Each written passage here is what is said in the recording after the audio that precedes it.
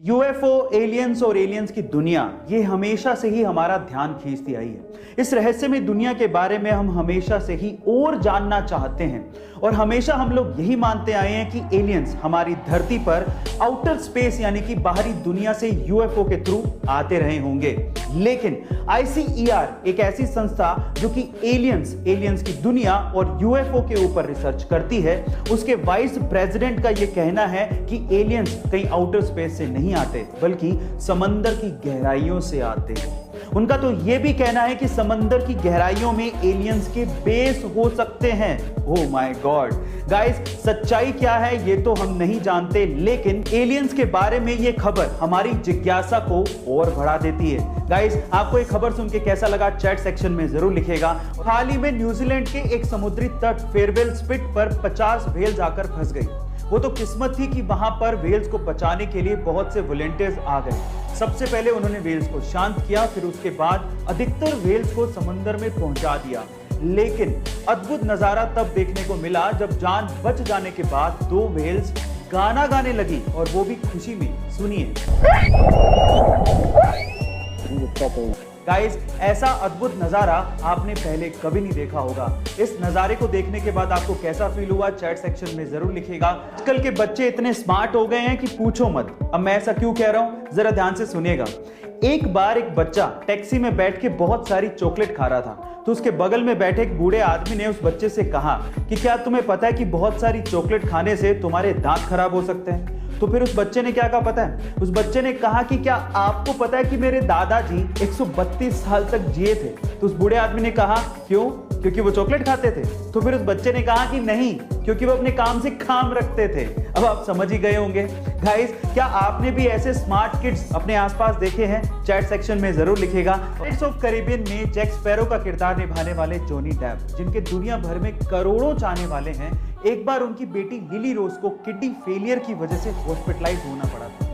तब वो सिर्फ 7 साल की थी। वो दौर जॉनी डेप के लिए अपनी जिंदगी का सबसे मुश्किल दौर था। हालांकि उनकी बेटी इस प्रॉब्लम से बाहर आ चुकी थी, लेकिन फिर भी इस दौर ने जॉनी डेप को यह सिखा दिया था कि जिंदगी बहुत ही ज्यादा अनसर्टेन है और इसे ऐसे ही भागते भागते वेस्ट नहीं करना चाहिए। उसके बाद से जॉनी डेप को जब भी समय मिलता, वो हॉस्पिटल बच्चों से मिलने के लिए पहुंच जाते। एक बार तो वो जैक स्पैरो की कॉस्ट्यूम पहन के ही अपने फैन से हॉस्पिटल मिलने पहुंच गए थे। गाइस, क्या आपको इसके पहले तक जॉनी डेप की हकीकत मालूम थी? चैट सेक्शन में जरूर लिखिएगा। बात है 1998 की, जब पंकज त्रिपाठी थिएटर के साथ साथ एक होटल में काम भी किया करते थे ताकि उनका खर्चा निकल सके। उसी होटल में सत्ता मूवी के सिलसिले में मनोज वाजपेयी जी एक दिन के लिए रुकने आए, लेकिन जब वो होटल से निकले तो वो अपनी चप्पल रूम में ही भूल गए। वो चप्पल पंकज त्रिपाठी जी ने अपने पास ही रख ली। जब कुछ सालों बाद पंकज त्रिपाठी जी भी सफल हो गए और जब वो मनोज वाजपेयी जी से मिले तो उन्होंने इस इंसिडेंट के बारे में मनोज वाजपेयी जी को बताया और कहा कि उनकी चप्पल उन्होंने रख ली थी। तब मनोज जी ने कहा कि तुमने क्यों रख ली थी? तो पंकज जी ने जो जवाब दिया वो आप लोगों को सुनना चाहिए। पंकज जी ने कहा कि वो मेरे लिए राम की पादुकाएं थी। इतना ज्यादा रिस्पेक्ट वो मनोज वाजपेयी जी को करते हैं। गाइस, आपको एक्टिंग के लिविंग लेजेंड्स के बारे में जान के कैसा लगा? जब इंसानों की खुदगर्जी और भूख की वजह से इस धरती से एक और जानवर खत्म होने की कगार पर पहुंच गया है। इस जानवर का नाम है पेंगोलिन। एक रिपोर्ट के अनुसार इस जानवर की तस्करी सबसे ज्यादा की जा रही है। इंसान इसे दवा बनाने और अपनी भूख मिटाने के लिए इस्तेमाल कर रहा है, जो कि बेहद शर्मनाक है। लेकिन सारे इंसान एक जैसे नहीं होते। जिम्बाब्वे के फैलिट नकाटा इन जानवरों को बचाने के लिए कब से लड़ रहे हैं। वो इन्हें बच्चों की तरह पाल रहे हैं, इसी वजह से उन्हें पेंगोलिन मैन के नाम से पुकारा जाता है। गाइस, आज हमें इन बेजुबान जानवरों के लिए आवाज उठानी होगी, नहीं तो हमारा एग्जिस्टेंस भी एक दिन खत्म हो जाएगा। इसीलिए चैट में प्लीज लिखिए save pangolin, save earth. Thank you so much.